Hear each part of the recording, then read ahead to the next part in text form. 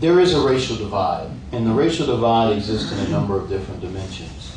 I own a business today, and I understand, and I've spoken to hundreds of primarily African-American businesses today, and it is very difficult for African-American business owners today to do business on the commercial side with larger, predominantly white organizations today. So as a result, they become relegated to public sector work principally. So it's important that we be able to break through some of these glass ceilings and barriers as it relates to that. I'm looking at Mr. Jones here. It's one of the guys here that we worked with as a small business owner here. And principally, most of the work that he does, he can't work in large organizations or large corporations today because he can't get into what amounts to, in many cases, a good old boy system.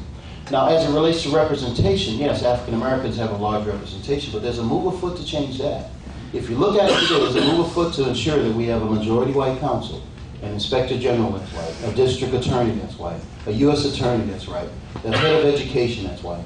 All of a sudden you begin to wonder, is there going to be even African American representation in our elected officials? So there is a move afoot to not only continue the racial divide, but also now to create a representation divide when you have a 65% African American city. There is a whole move afoot now to create a whole bunch of oversight organizations for African American run organizations. Let's face it, whether it be the Metropolitan Crime Commission, whether it be the BGR, whether it be the Public-Private Horizon Initiative to outsource that element of government, whether it be the outsourcing element of North. All of a sudden, what the plan appears to be is that they want to, in essence, neuter African American power and then have economic leadership stay in the hands of the minority as opposed to the majority, the minority in this case being the white community. We have to do better than that. Thank you, Mr. Henry. Ms.